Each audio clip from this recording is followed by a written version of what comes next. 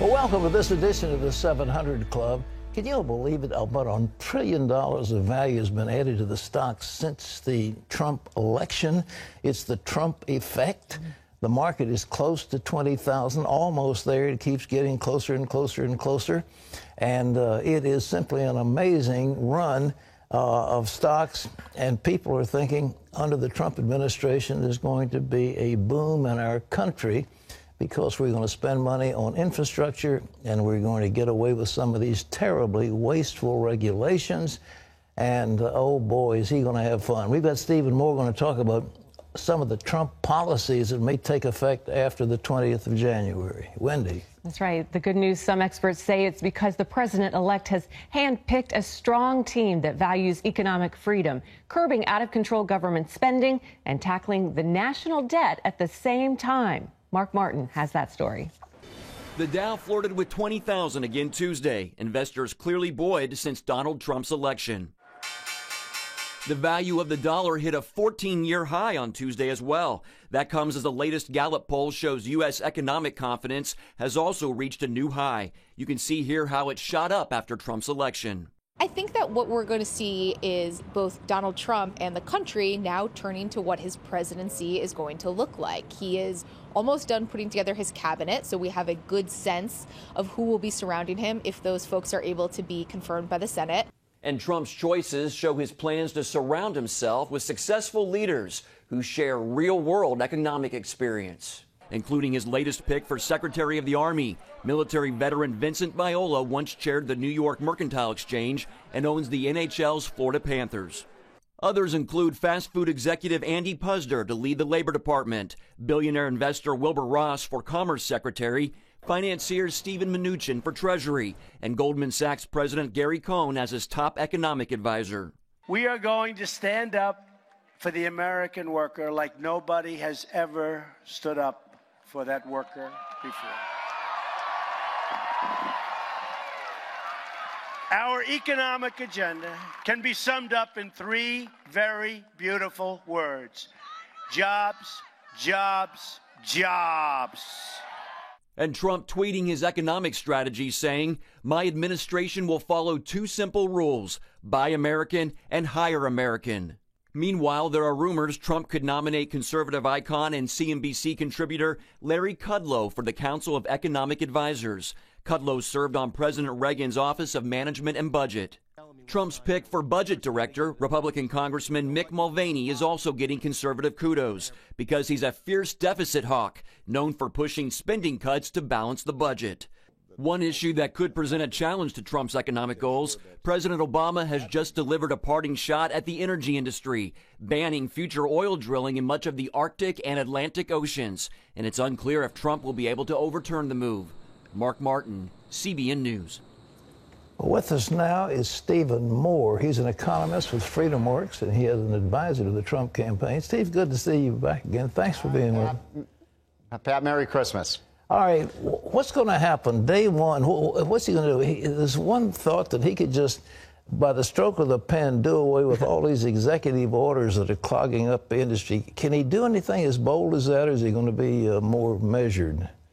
Well, I hope it's the former, not the latter. I think he's got to be bold. He's got to just race out of the gates like Secretariat with this whole economic reform agenda that's based on jobs.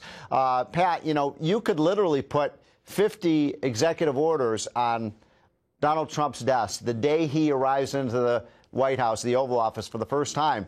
And most of these executive orders would be repealing the executive orders that Barack Obama has passed. And you just mentioned this new executive order where President Obama is taking millions and millions of acres of drilling lands and offshore offline. No, we can repeal that and make sure we are producing American energy. And then, of course, the big fight will be the tax cut, which is what I worked on with Donald Trump during the campaign. If we can get that passed, I think it's going to be like rocket fuel for the economy. It's going to bring jobs back to these areas that have been, there's so many areas of the country, Pat, that have not felt any recovery since 2009. A lot of these places in Michigan and Ohio and Pennsylvania, Wisconsin, that just never saw recovery. And those are the areas that went for Donald Trump, and he has to now stand up and deliver for those families and workers.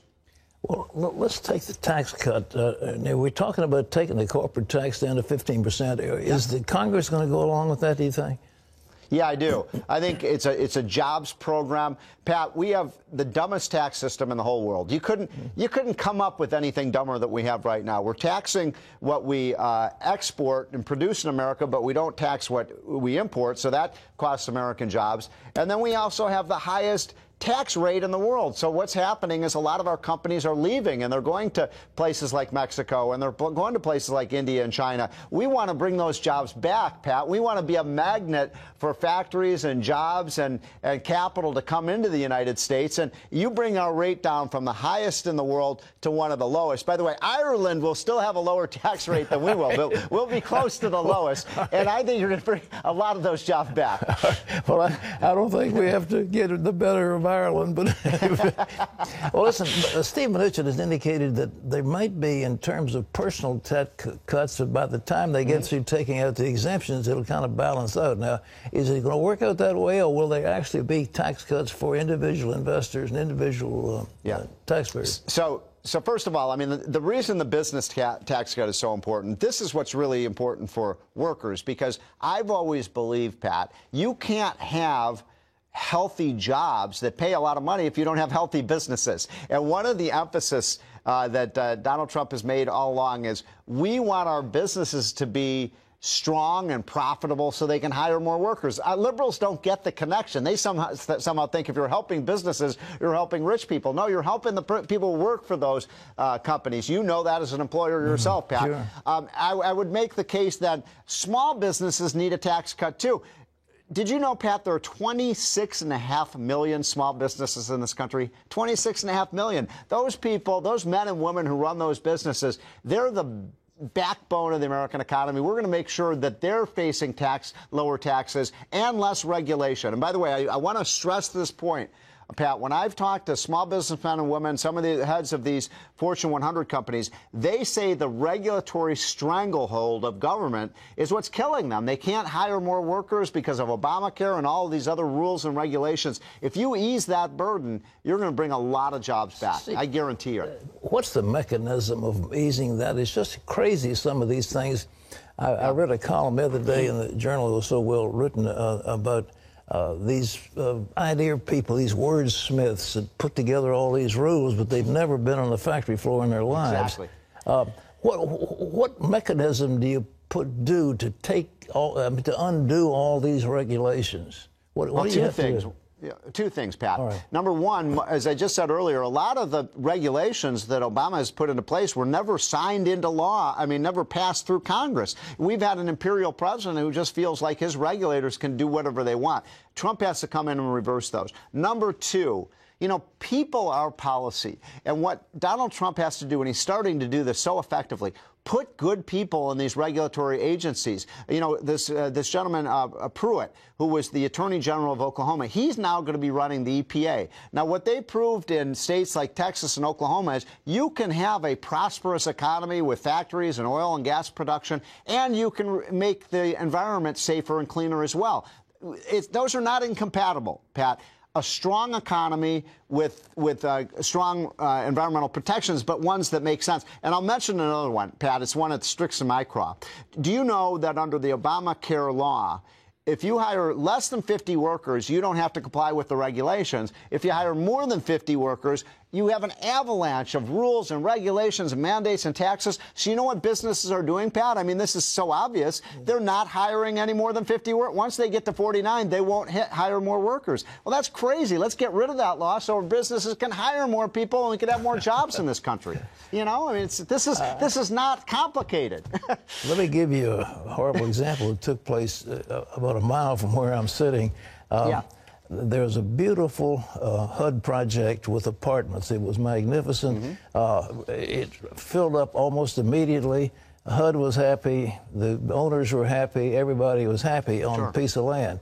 The adjoining land, because of a change in EPA regulations, was declared a wetland. This is right along the side of an interstate, for heaven's sakes, and they said it's a wetland. I mean, are you going to have migratory game? Are you going to have fish in that thing? Of course not. Well, they have a few little sprigs of some kind of plant that grows in wet conditions, but it's pretty much dry. It's exactly the same as the project, but the project's been put on hold because of EPA regulations.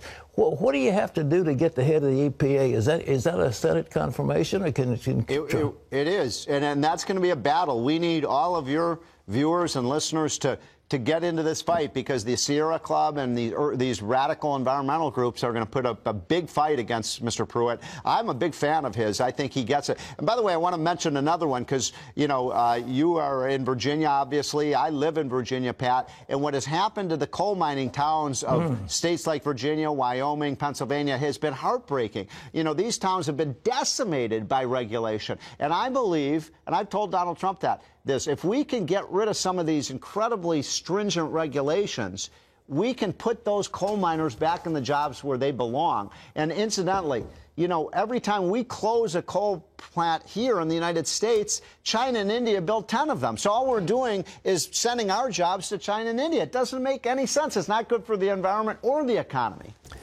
Last question. Is he going to put Larry Kudlow in as Council of Economic Advisor? What do you think? We got to work on this. I know you know Larry, and you know he's like a brother to me, and he is the smartest economist maybe in the country. There's nobody who can deliver the message of prosperity. As Larry used to always say on his TV show, you know, the best path to prosperity is free market economics, and just like Milton Friedman. I mean, he's the new Milton Friedman. So I got my fingers crossed on that, Pat. He would be fantastic. Well, good for you. Well, thanks, Stephen, for what you're doing. We watch with eagerness, and we're counting the days when all this takes place, but we're all very Pat, Look what's happened to the stock market. We've gone up 2,000 points since Donald Trump was elected. He hasn't even been in office yet. We've got the biggest bull market ever. So this is going to be a great year ahead. Let's hope so. All right. Okay. I'm betting on it. I'm all in on this market, okay? You're going to make money, my friend. All right. Well, for the rest of today's top headlines, let's go to Ephraim Graham now at the CBN News Desk. Pat, German police are searching for a Tunisian man in connection with Monday's attack on a Berlin Christmas market. Police found his documents inside the truck that plowed through the crowd, killing at least 12 and injuring 48. The wanted man is reported to use different aliases. Tuesday, police released a Pakistani suspect they arrested near the scene, citing lack of evidence. The Islamic State has now claimed responsibility for the killings, saying the attacker is, quote, a soldier from the Islamic State. Police are not sure if the attacker had support. Here in the U.S., a Regent University freshman has accomplished an amazing feat. She earned a perfect score on a national chemistry exam. And as Charlene Aaron reports, she gives all the credit to God. Johnny Lillard of Portsmouth, Virginia, is good at a lot of things, like video games and playing the piano. Yet when it comes to the classroom, the 17-year-old really excels. It's kind of my priority, honestly. And it paid off when Johnny aced the American Chemical Society exam, a standardized test given to first-year college students. Not only did Johnny correctly answer all 70 multiple-choice questions, she became the only student to do so in the past 2 years. She told me what it was like to hear the news. I was surprised, and I was like, okay, wow, I did not expect this. Looking back on this, it's just like, this was God. There's no other way to explain it. Her mom, Valerie, says she was not surprised, calling the test results an answer to prayer. Wow, wow. Thank you, Jesus. Thank you, Jesus. And then he reminded me that that's what we asked for in prayer. He says, you asked for it, 100 or better. You were specific. And I said, thank you, God. Regent Professor Dr. Patricia Lutz is Johnny's chemistry instructor. She says Johnny scored 100 on other tests given in class, although she wasn't expecting what happened on the national test. I felt that she was going to do very well, and extremely well, but I was blown away when I saw that she had gotten a perfect score. I graded it 3 different times. I was like, a perfect score? And then I looked at the normative material that they send us from the American Chemical Society, and they had given the test to about 4,000 students. And I looked to see how many of them had gotten a perfect score, and none. Not any. Meanwhile, Janae hopes to enter the medical field, maybe as a doctor. When asked what she wants other young women to take away from her story, she answered, "It is possible to excel, and that it matters. If things are hard or time-consuming, that you can do this. You can do well in school." Charlene Aaron, CBN News. And that is a great Regent University student. Pat? Well, how about them apples, ladies and gentlemen? I'm so proud of her. You know, I didn't know anything about her. All of a sudden, they were telling me nobody in the whole country has scored 100 on this chemical exam. Nobody except that one child. I wish people could have seen you when the story was airing. This is like one of your children. That's right. You're so excited. I mean, it's remarkable. Well, it is remarkable what's happening at Regent. I'm telling you, we've got over 100 course things. And now an emphasis in science. We're going to have tremendous science programs. And there'll be healthcare college that is starting in the university, and we will have outstanding courses to train people. But we have now an articulation agreement with Eastern Virginia Medical School. So when that young lady comes to Regent and graduates from Regent, they will already be giving her courses that will enable her to have preferential treatment to get into medical school. Wow. Right off the bat. Nice. So she'll make a tremendous doctor, whatever she wants to do. My goodness. I didn't even take chemistry in college. I took physics. Did you take anything? I took chemistry in high school. I remember, dissecting the frogs and all that. Oh, I did the frog thing. Everybody does the frog thing. They don't do that anymore, apparently. They don't have a... They don't... It's cruelty to animals now. Well, you had... a frog, for heaven's sake. We all had our frogs, a formaldehyde frog, and that was our deal in what was it? Must have been physics or biology. It was biology. Oh, it was biology, not chemistry. Yeah, biology. Not chemistry, yeah. I had biology and I had it's been a long time. Physics, yeah, but not chemistry. My wife did the chemistry stuff. But anyhow, congratulations. Think of that. Now, look, let me tell you about Regent real quick. You can call 1-800-210-0060. You can log on to Regent EDU. We've got over 100 graduate and undergraduate degree programs and concentrations, and flexible 8-week courses. So every 8 weeks you can sign up for the program. And I might add, just as an aside, Regent at this moment is the fastest growing university in the United States of America. And the people that are coming, the grade core and average is superb. We're acclaimed by all kinds of accrediting bodies. We've got major accreditations, 8 or 9 major accreditations on all these various fields. So it's exciting. And you know, my younger brother graduated from Regent Law. Did he really? Doing great. Yeah. He's in Charlottesville. If you need a good lawyer, call. Well, I'm glad. Call Pete. That was sort of my second career. I was ready to retire at 80, and all of a sudden they said, well, look, the president just resigned, and you're in charge. And so, good for me. So we have redone that thing. You're doing to Regent what Donald Trump is doing to the stock market. Exactly. And I mean, it is so exciting. It's exploding. Unbelievable. We will hit 10,000 students in probably the first week of February or so, maybe 1st of March, but we're picking up students at the rate of about 500 a month, new students. 500 a month? Yeah, it's incredible. I went to college. My college, we only had 1,000 when I was there. I think now it's got about 1,800 or so. That was it. Mm-hmm. And we're coming in on 10,000 and growing. It's so exciting. And also some sports. They've got a lady who was, bronze medalist in the Olympics, and she's coaching a track team. Mm. And we'll have ladies track, and we'll have volleyball, and we'll have soccer. What do they call it? Football, soccer, whatever. We'll have that, and it's really exciting. But a big field house is going to be built, and some other things. But it's a thrill. So if you're interested, again, let me give you that number. It's 1-800-210. Yeah, it's on the screen. 1-800-210-0060. Okay, there you got it. Okay. Awesome. Well, Regent University, and we'd be delighted to have you as part of the team, because it's It's one of the most exciting educational adventures in the nation, and I am thrilled to be part of it.